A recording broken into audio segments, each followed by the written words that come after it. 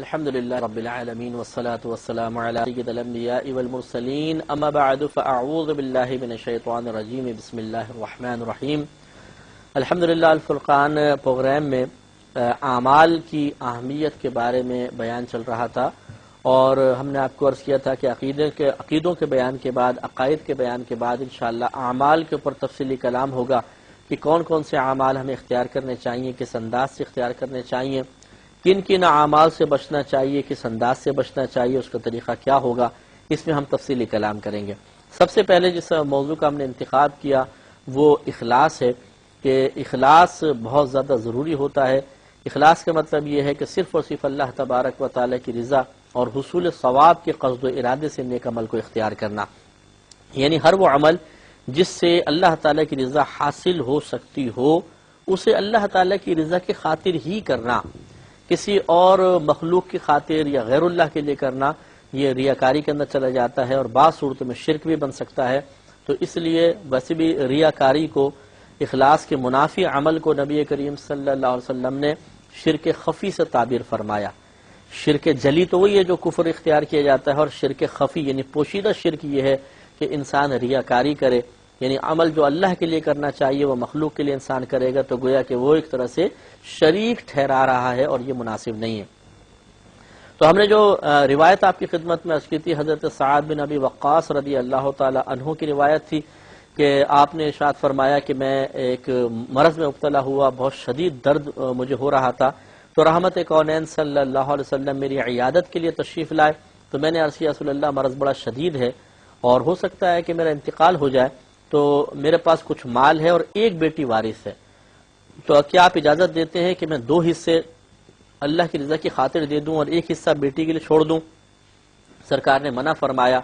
میں نے آدھے کی بات کی، اس سے منع فرمایا۔ پھر میں نے 1/3 کی بات کی کہ 1/3 اللہ کے لیے دے دوں، ایک حصہ اور 2 حصے بیٹی کے لیے۔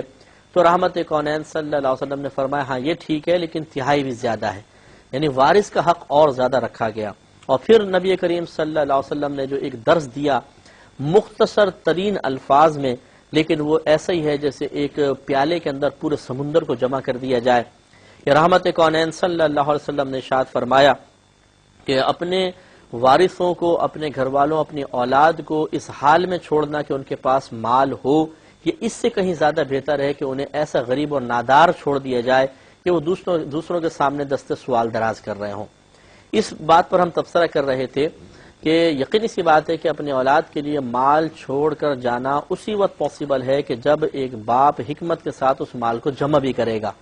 لیکن اس جمع کرنے کے اندر بھی ہمیں شرعی تقاضے ملحوظ رکھنے۔ ایسا نہیں ہے کہ حرام کسی جگہ انویسٹ کر دیا اور اس کا سودی پروفٹ حاصل کرتے رہے زندگی بھر، اور پھر سوچا کہ چلو جب اولاد کے لیے چھوڑ کر مر رہے ہیں، یہ مناسب نہیں ہے۔ بلکہ کاروبار میں انویسٹ کرے انسان، یا ویسی بینک میں ایسی جگہ پر پیسہ رکھے کہ اس پہ سود نہ بنتا ہو، اور اپنی اولاد کے لیے وہ مال چھوڑ کر جائے، یہ بہت ہی بہتر ہے۔ ورنہ دنیا میں اولاد یا گھر والے پھر کسی کے سامنے دست سوال دراز کر رہے ہوں اور انسان یہ سمجھے کہ جی ماشاءاللہ میں نے تو مال ہی جمع نہیں کیا، بڑا کمال کیا، یہ کمال نہیں ہے، بلکہ یہ ایک غلط معاملہ ہوگا گھر والوں کے ساتھ کہ انہیں ایسا تنگ دست اور فقیر چھوڑ کے انسان جائے کہ وہ دوسروں کے سامنے ہاتھ پھیلائیں۔ اس لیے اپنے بیوی بچوں کے لیے اگر کوئی شخص اچھا کمانے کی کوشش کرتا ہے، حلال ذرائع اختیار کرتا ہے، اور مثلا ایک نوکری ہے دوسری نوکری بھی کر لیتا ہے، جبکہ اللہ تعالیٰ کے بھی حقوق پورے کر رہا ہو، مخلوق کے حق بھی پورے کر رہا ہو، نوکری کے ساتھ ساتھ کاروبار کی کوشش بھی کر رہا ہو، تو بعض اوقات ہمارے عام لوگ کہتے ہیں یار یہ تو پیسے کا دیوانہ ہو گیا ہے، 2 ڈیوٹیاں کرتا ہے، 3 ڈیوٹیاں کر رہا ہے، اور پھر کاروبار کی طرف بھی لگا ہوا ہے۔ اب بات یہاں وہی آ جائے گی کہ اس کی نیت کیا ہے۔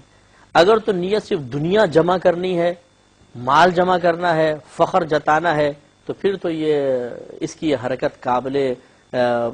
قابل مدح نہیں ہے، بلکہ قابل مذمت ہو سکتی ہے۔ لیکن اگر وہ اس لیے کر رہا ہے تاکہ اللہ مجھ سے راضی ہو، میں اس مال کو نیک کام میں استعمال کروں گا، میرے بیوی بچوں کو سہولت آسانی ملے گی، وہ دوسروں کے سامنے ہاتھ پھیلانے سے محفوظ رہیں گے، اور میں اپنے گھر والوں کے لیے کچھ چھوڑ کے چلے جاؤں گا، تو یہ سکون سے زندگی بسر کر کے سکون سے اللہ تعالیٰ کی عبادت کر سکیں گے، یکسوئی سے عبادت کر سکیں گے، تو یہ تمام اس کی کوشش اللہ کے راہ میں شمار ہوگی۔ اس پر میں ایک آپ کو حدیث بھی عرض کرتا ہوں، بخاری کی روایت ہے، حضرت ابو ہریرہ رضی اللہ تعالی عنہ اس کے راوی ہیں کہتے ہیں کہ رحمت کونین صلی اللہ علیہ وسلم ایک مرتبہ بازار سے گزر رہے تھے، ہم بھی ساتھ تھے، تو ہم نے ایک نوجوان کو دیکھا کہ وہ بازار میں بہت ادھر ادھر بھاگ دوڑ کر رہا ہے۔ تو ہم میں سے کسی نے کہا کہ کاش اس کی یہ کوشش اللہ کے راہ میں ہوتی، اللہ کے راستے میں ہوتی۔ تو نبی کریم صلی اللہ علیہ وسلم نے اس بات کو سن لیا اور ارشاد فرمایا کہ اگر یہ اس لیے بھاگ دوڑ کر رہا ہے کہ خوب مال جمع کرے، دوسروں پہ فخر جتائے اور مال کو اللہ کی رضا کی خاطر خرچ نہ کرے بلکہ اپنے پاس محفوظ رکھے، تو پھر اس کی کوشش شیطان کے راستے میں ہے۔ لیکن اگر یہ اس لیے بھاگ دوڑ کر رہا ہے کہ خود اپنے آپ کو مانگنے سے، گھر والوں کو مانگنے سے بچائے، اللہ تبارک و تعالیٰ کی بارگاہ میں خرچ وغیرہ کرنے کے لیے یہ کوششیں کر رہا ہے، تو پھر اس کی ساری کوشش اللہ تعالیٰ کی راہ میں ہے۔ تو یہ ایک نبی کریم صلی اللہ علیہ وسلم نے معیار بنا دیا نیت کو، کہ اگر نیت میں اخلاص ہے، اللہ کی رضا کی خاطر ثواب کے حصول کے لیے اچھی پاکیزہ نیت کے ساتھ کوئی آدمی عمل اختیار کر رہا ہے، وہ عمل اچھا ہو جاتا ہے۔ ذرا نیت بدل جائے وہی عمل برا بن جاتا ہے، شیطانی عمل بن جاتا ہے۔ تو اسی طریقے سے ہمیں بھی غور کرنا چاہیے کہ اپنی اولاد کے لیے، اپنے گھر والوں کے لیے اس انداز سے کوشش کرنا کہ کچھ جمع کر کے رکھا جائے، بہت ہی اچھا ہے۔ اس سے وہ ہمارے بھائی بھی درس حاصل کریں کہ جو آیا کھاؤ پیو ختم، جو آیا کھاؤ پیو ختم، جو آیا کھاؤ پیو ختم۔ دوستوں پہ خرچ کر رہے ہیں، بیوی بچوں پہ خرچ نہیں کرتے ہیں، فضولیات میں خرچ کر رہے ہیں، جمع کر کے نہیں رکھتے ہیں۔ نتیجہ نکلتا ہے ایک وقت آتا ہے کہ اچانک ایکسیڈنٹ ہوا، مر گئے، کسی شدید مرض میں مبتلا ہو گئے، پیسہ پہلے جمع نہیں رکھا تھا اور مقروض ہو گئے، دنیا سے رخصت ہو گئے، خود جا کے قبر میں لیٹ گئے، صاحب وہ جو کچھ عمل کیے بہرحال اس کا خمیازہ بھگتنا نہیں بھگتنا الگ معاملہ ہے، لیکن گھر والوں کی زندگی عذاب بن جاتی ہے۔ کوئی ان کے لیے چھوڑ کر نہیں مرا انسان، کوئی سہولت فراہم نہیں کی، کوئی آسانی نہیں کی، پیدا نہیں کی، تو اس میں پھر گھر والے بیچارے ڈسٹرب ہو جاتے ہیں۔ اور یقینی سی بات ہے کہ جب باپ اپنی اولاد کو تنگدستی کا تحفہ، ناداری کا تحفہ، غربت کو تحفہ دے، وہ قابل مذمت اس صورت میں کہ اس کو ختم کر سکتا تھا لیکن نہیں کیا۔ ورنہ کوئی بات نہیں ہے کہ ایک آدمی غریب ہے بیچارہ، اگر مر جاتا ہے، اس کے گھر والے غریب ہیں، تو یہ قابل گرفت نہیں ہے۔ ہمارا کہنے کا مطلب یہ ہے کہ وہ کوشش کر سکتا تھا، اس کو موقع بھی ملا لیکن سستی کی اور پھر گھر والوں کو اس طرح چھوڑ کر گیا، تو یقینی سی بات ہے کہ بیچارے وہ کھانے پینے کی فکر میں کیا نمازیں، کیا روزے، اور پھر بعض اوقات تو رزق حلال کی طرف انسان نہیں بڑھ سکتا ہے کہ باپ اگر نکما نکھٹو ہے، 3-4 بیٹیاں ہیں، 1-2 بیٹے ہیں، فوت ہو گئے، بیٹیوں کے لیے کچھ چھوڑ کے نہیں گئے، تو سارا برڈن پڑ جاتا ہے بھائیوں کے اوپر۔ اور جیسے ہمارے معاشرے کے اندر آپ ایک دیکھتے ہیں غلط رسومات ہیں کہ جب تک بہنوں کا نکاح نہیں ہوگا بھائی کا نہیں ہوگا۔ اب وہ ان کی اوور ایج ہو رہے ہیں، عمریں بڑھ رہی ہیں، گناہوں میں مبتلا ہو رہے ہیں، اپنے تقاضائے باطنی کو، تقاضائے بشریت کو ختم کرنے دبانے کے لیے گناہوں کا سہارا لے رہے ہیں، لیکن شادی نہیں ہوگی۔ اس لیے نہیں ہوگی کہ جی بہنوں کی پہلے رخصتی کرنی ہے، اس کے بعد شادی، ورنہ معیوب ہے کہ بھائی شادی کر لے اور بہن نہ کرے۔ تو خلاصہ کلام یہ ہے کہ نبی کریم صلی اللہ علیہ وسلم کا یہ فرمان بہت زیادہ اہمیت کا حامل ہے۔ ہم سب بھائی بہنوں کو چاہیے کہ اپنے رزق حلال میں سے تھوڑا بہت پیسہ اپنے بچوں کے مستقبل کے لیے محفوظ رکھتے جائیں، یہ کوئی بری بات نہیں ہے، لیکن صحیح جگہ محفوظ کریں۔ ایسا نہیں کہ اس کو سودی کام کے لیے لگا دیا جائے۔ بینک میں اگر کوئی پیسہ رکھواتا ہے، کسی بھی جگہ اگر آپ پیسہ رکھوائیں صرف رکھ کر اور اس پہ آپ کو پروفٹ مل رہا ہو تو یہ سود میں شمار ہوتا ہے۔ خصوصاً بینک میں پیسہ رکھوا کر، اور چاہے آپ فکس ڈپازٹ میں کریں کیسے بھی کریں، اس پہ جو پیسہ لیا جاتا ہے یہ سود ہے، کیونکہ آپ جو پیسہ وہاں رکھواتے ہیں اس کی شرعی حیثیت قرضے کی ہے، امانت کی بھی نہیں ہے، قرضے کی ہے، کیونکہ بینک باقاعدہ آپ کے پیسے کو یوز کرتا ہے، گویا کہ آپ قرضہ دے دیتے ہیں اور وہ قرض پہ آپ کو نفع دے رہا ہے۔ اور یہ صریح حدیث ہے، نبی کریم صلی اللہ علیہ وسلم نے فرمایا کہ جو قرض نفع کھینچے تو وہ نفع سود ہوتا ہے، یہ سود ہے۔ تو ایسی غلط انویسٹمنٹ بھی نہیں کرنی ہے، اچھی کو انویسٹمنٹ کریں اور کوشش کریں کہ اپنے بیوی بچوں کے لیے انسان کچھ جمع کرے تاکہ ان کے لیے بعد میں سہولت اور آسانی ہو۔ تو معلوم، اور پھر یہ دیکھیں اب آگے جو سرکار نے فرمایا کہ بلا شبہ تم جو کچھ اللہ تعالیٰ کی رضا کی خاطر خرچ کرو گے اس پر ثواب پاؤ گے۔ مشروط کر دیا نبی کریم صلی اللہ علیہ وسلم نے کہ اللہ کی رضا کی خاطر خرچ کرنا ہے، نیت میں اخلاص کرنا، اس پر ثواب ملے گا۔ فرمایا یہاں تک کہ بیوی کے منہ میں جو حلال روزی سے لقمہ ڈالو گے اس پر بھی اجر مرتب ہوگا۔ تو آپ دیکھیے کہ بیوی بچوں کی خدمت کرنا یہ تو ایک مرد کی اخلاقی، شرعی اور معاشرتی ذمہ داری تصور کی جاتی ہے۔ بیوی بچوں کو کون پالے گا؟ تم ہی پالو گے۔ لیکن اللہ تبارک و تعالیٰ کی کرم نوازی دیکھیں کہ جو اس کے اوپر ایک ڈیوٹی لازم کی ہے اس پر بھی ثواب دے رہا ہے۔ ایک تو یہ نا کہ اضافی ہم نیک عمل کرتے ہیں کہ چلیں ایک تو فرض نماز ہے پڑھنی ہے، چلے میں رات بھر اٹھ کے نماز نفل پڑھتا ہوں، تو یہ میں نے ایک اضافی اپنے اوپر بوجھ لیا اور محنت کر رہا ہوں، اس پہ ثواب مل رہا ہے۔ اور لیکن یہاں صورتحال یہ ہے کہ بیوی بچوں کو تو پالنا ہے ہی ہے، ان کی نان نفقہ شوہر پہ واجب ہے، لیکن اس وجوب کی ادائیگی میں بھی نہ صرف وہ اللہ تعالیٰ کی گرفت سے بچ رہا ہے ان چیزوں کو ادا کرنے کے بعد، ذمہ داری کو ادا کرنے کے بعد، بلکہ اس پر ثواب کا ترتب بھی ہو رہا ہے۔ اور یہاں میں ایک حدیث یہ بھی عرض کر دیتا ہوں جو یہاں موجود نہیں ہے، صحیح ستہ کی روایت نبی کریم صلی اللہ علیہ وسلم نے ارشاد فرمایا کہ اللہ تعالیٰ کی بارگاہ میں وہ صدقہ سب سے زیادہ ثواب کا حامل ہے، مقبول ہے، جو آدمی جو دینار یا درہم آدمی اپنے گھر والوں پر خرچ کرتا ہے۔ تو توجہ فرمائیں، بعض ہمارے بھائی پوچھتے ہیں کہ جی ہم کہاں پیسہ خرچ کریں کہ زیادہ ثواب ملے۔ اگر آپ کے پاس تھوڑا پیسہ ہے، آپ اسے خرچ کرنا چاہتے ہیں، تو سب سے زیادہ بہترین اس کا جو مستحق ہے یا جو بہترین اس کا مصرف ہو سکتا ہے وہ آپ کے گھر والے ہیں۔ بیوی بچوں کو فراخی دیجئے، بچوں کو جائز نعمتیں لا کر دیں، زوجہ کو جائز نعمت لا کر دیں، اس پہ بہت زیادہ ثواب مرتب ہوتا ہے۔ ہاں اگر زائد پیسہ ہے، ان کو دینے کے بعد بھی آپ کچھ اور خرچ کرنا چاہتے ہیں، پھر ٹھیک ہے، دوسرے مقام پہ بھی خرچ کریں، لیکن یہ نہ ہو کہ گھر میں تنگ دستی ہے، بیوی بیچاری پریشان ہے، اس کو بنیادی ضرورت کی چیزیں بھی نہیں دیتے ہیں، بچے دوسروں کی طرف حسرت بھری نگاہوں سے دیکھ رہے ہیں، اور ابا جان مسجد میں چندے دے رہے ہیں، فلاں دیگیں پکا رہے ہیں، فلاں مقام پہ خرچ کر رہے ہیں، اگرچہ وہ بھی اچھے اعمال ہیں، لیکن اس نے ایک ضروری چیز کو چھوڑ کر اس چیز کی طرف بڑھ گیا جو اس کے لیے ضروری قرار نہیں دی گئی تھی۔ گھر والوں کو سنبھالنا بہت ہی ضروری ہے۔ تو اس لیے یاد رکھیے کہ اخلاص نیت میں ہوگا تو ثواب مرتب ہوگا، ورنہ ثواب نہیں ملے گا۔ اسی پر ایک مسلم کی روایت دیکھیے، حضرت ابو ہریرہ رضی اللہ تعالی عنہ راوی ہیں، یہ کہتے ہیں کہ نبی کریم صلی اللہ علیہ وسلم نے فرمایا کہ ان اللہ لا ينظر الى اجسامکم ولا الى صورکم، کہ بے شک اللہ تبارک و تعالی تمہارے جسموں کو، تمہاری صورتوں کو نہیں دیکھتا، ولکن ينظر الى قلوبکم، لیکن اللہ تبارک و تعالی تمہارے دلوں کی طرف نگاہ فرماتا ہے۔ یعنی ایسا نہیں کہ بہت خوبصورت سے لباس پہن لیا تم نے اور ذرا آئینے کے سامنے کھڑے ہو کر ذرا ٹچ وچ اچھا مار لیا اور خوبصورت سے نظر آ رہے ہو، پھر کوئی بھی نیک عمل کرو گے تو اللہ کی بارگاہ میں مقبول ہو جائے گا چہرے کی خوبصورتی کی وجہ سے، لباس کے سلیقے اور قرینے کی بنا پر نہیں۔ اللہ تبارک و تعالی ظاہر نہیں ملاحظہ فرماتا، بلکہ اس کا مرکز توجہ یہ قلب ہے، اس کے اندر موجود جو ارادہ ہے، نیت ہے، اللہ تعالیٰ اس پر نگاہ فرماتا ہے۔ جتنا اخلاص زیادہ، جتنا اللہ کی رضا کے حصول کا ارادہ زیادہ، اتنا ثواب زیادہ، جتنا کم اتنا ثواب کم ہوتا چلا جائے گا۔ تفصیل انشاءاللہ ہم آپ کو عرض کریں گے کہ کس طریقے سے اخلاص کو عمل سے پہلے قائم رکھنا ہے، عمل کے درمیان، عمل کے آخر میں اخلاص کی حفاظت کیسے کرنی ہے، کیسے نہیں، سب تفصیل بعد میں آئے گی۔ پہلے ہم ذرا نقلی چیزوں پہ کلام کر رہے ہیں، اس کو آپ دیکھتے جائیے۔ بخاری و مسلم کی ہی روایت ہے، حضرت ابو موسیٰ اشعری رضی اللہ تعالی عنہ اس کے راوی ہیں۔ یہ کہتے ہیں کہ رحمت کونین صلی اللہ علیہ وسلم سے پوچھا گیا کہ یا رسول اللہ صلی اللہ علیہ وسلم، ایک شخص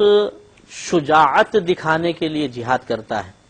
دوسرا قومی غیرت میں کرتا ہے صرف قوم کی خاطر،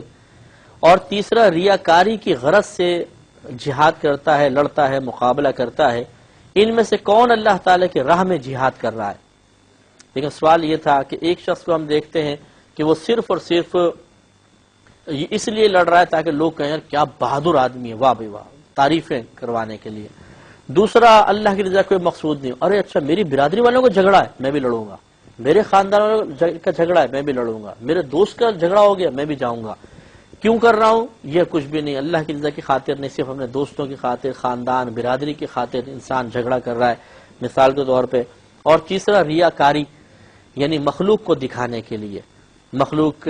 کو متاثر کرنے کے لیے، ان کے قلوب کو مسخر کرنے کے لیے، ان کی زبانوں سے تعریفی جملے سننے کے لیے انسان نیک عمل کر رہا ہے۔ تو پوچھا یہ گیا کہ بتائیے ان میں سے حقیقتاً جہاد اللہ کی رضا کی خاطر کون کر رہا ہے؟ رحمت کونین صلی اللہ علیہ وسلم نے ان تینوں کو نیگلیکٹ فرمایا اور ارشاد فرمایا کہ جو صرف اس غرض سے لڑے کہ اللہ تبارک و تعالیٰ کا کلمہ ہی بلند ہو، وہ اللہ کے راستے میں مجاہد ہے۔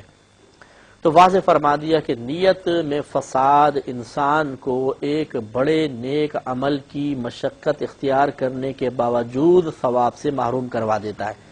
جہاد، جنگ کرنا، لڑنا، اپنے گھر والوں کو چھوڑا، وقت جدائی برداشت کی، دھوپ، گرمی، بے آرامی کی صعوبتیں برداشت کرتا ہوا انسان میدان جنگ میں پہنچا، تلواروں سے مقابلہ کیا، گھاؤ لگ رہے ہیں، خون بلڈ نکل رہا ہے، آنکھ پھوٹ گئی، ناک کٹ گئی، کان کٹ گیا، مال چھن گیا بعض اوقات، اور پھر مطلب یہ کہ سواری کے جانور ہلاک ہو گئے، اتنے سارے مشقت بھرے روحانی جسمانی نقصانات کے بعد پھر ثواب کا ترتب نہ ہو تو کتنے افسوس کی بات ہے۔ تو ہمارے نبی کریم صلی اللہ علیہ وسلم نے ہمیں سمجھا دیا کہ اللہ تعالیٰ کی بارگاہ میں تمہارے ان نیک اعمال کی ظاہری صورتوں کو نہیں دیکھا جائے گا، بلکہ تمہارے قلب پر نگاہ ڈالی جائے گی، تمہارا دل کے اندر ارادہ کیا ہے۔ آپ نماز پڑھ رہے ہیں کیوں؟ آپ روزہ رکھ رہے ہیں کیوں؟ آپ حج کر رہے ہیں کیوں؟ آپ زکوٰۃ کر رہے ہیں کیوں؟ اپنے خاندان کی کسی غریب بچے کی شادی کروا رہے ہیں کیوں؟ آپ دوسرے کو نیکی کا حکم کر رہے ہیں، برائی سے روک رہے ہیں کیوں؟ آپ اپنے دوستوں کے ساتھ بیٹھ کے انہیں ایک حدیث سنا رہے ہیں کیوں؟ آپ لوگوں کے سامنے قراءت کر رہے ہیں اچھے انداز سے آواز بنا کے کیوں؟ آپ ایک نعت پڑھنا چاہتے ہیں کیوں؟ آپ ایک عالم ایک بیان کرنا چاہتے ہیں لوگوں کے سامنے کیوں؟ ہر ایک کیوں کے جواب میں اپنے دل کی نیت کو جب دیکھے گا تو پتہ چل جائے گا کہ نیت کے اندر فساد ہے یا نہیں ہے، ٹوٹلی فساد ہے یا فساد بھی ہے اور غیر فساد بھی ہے، یعنی اللہ کی رضا کا ارادہ بھی ہے اور تھوڑا سا فساد بھی پیدا ہو گیا ہے، یا صرف اللہ تعالیٰ کی رضا۔ تین ہی چیزیں ہو سکتی ہیں، صرف اللہ کی رضا کے لیے، صرف اللہ کی رضا کے خلاف، یا تھوڑے اللہ کی رضا تھوڑا خلاف۔ تو سب سے بہترین اس میں صورت وہی ہے کہ اللہ کی رضا کی خاطر انسان عمل کرے، ورنہ بڑے بڑے نیک عمل کا ثواب برباد ہو جاتا ہے۔ اگر کسی نے صرف اس لیے حج کیا، کئی لاکھ روپے خرچ کیے،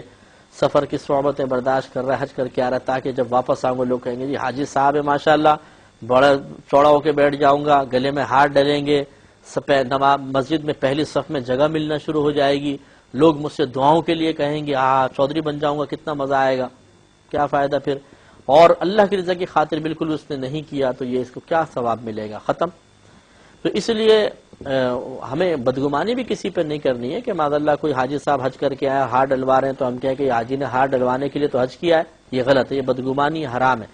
یہ نہیں کہا جا رہا، ہر شخص اپنے بارے میں غور کرے، جیسے میں آپ کے سامنے بیان کر رہا ہوں، کیوں کر رہا ہوں یہ مجھے سوچنا ہوگا۔ آپ اگر سن رہے ہیں، کیوں سن رہے ہیں آپ کو سوچنا ہوگا۔ آپ یہ سنی ہوئی بات کسی کے سامنے بیان کر رہے ہیں، کیوں کر رہے ہیں وہ آپ نے غور و تفکر کرنا ہوگا۔ دوسرے پہ اٹیک کرنے کے بجائے دوسرے کے قلب میں جھانکنے کی کوشش کرتے ہوئے اور پھر کوئی نتیجہ مرتب کرنے کے بجائے اپنے قلب میں جھانکیں اور ایک درست نتیجہ مرتب کریں کہ انسان اپنے سے زیادہ کسی اور کا محاسبہ نہیں کر سکتا۔ سب سے بہترین محاسب، حساب و کتاب کرنے والا انسان اپنی ذات کے لیے خود ہوتا ہے، کیونکہ آپ اپنے دل کی ایک ایک کیفیت سے واقف ہیں۔ دل کے چور کو آپ پکڑ سکتے ہیں، دل کے اخلاص پر آپ کی نگاہ ہو سکتی ہے، دوسرے کی تو نہیں ہوگی۔ اس لیے کوشش یہ ہونی چاہیے کہ اخلاص سے نیک عمل ہو۔ انشاءاللہ سلسلہ کلام اگلے پروگرام میں بھی جاری رہے گا۔ وآخر دعوانا ان الحمدللہ رب العالمین۔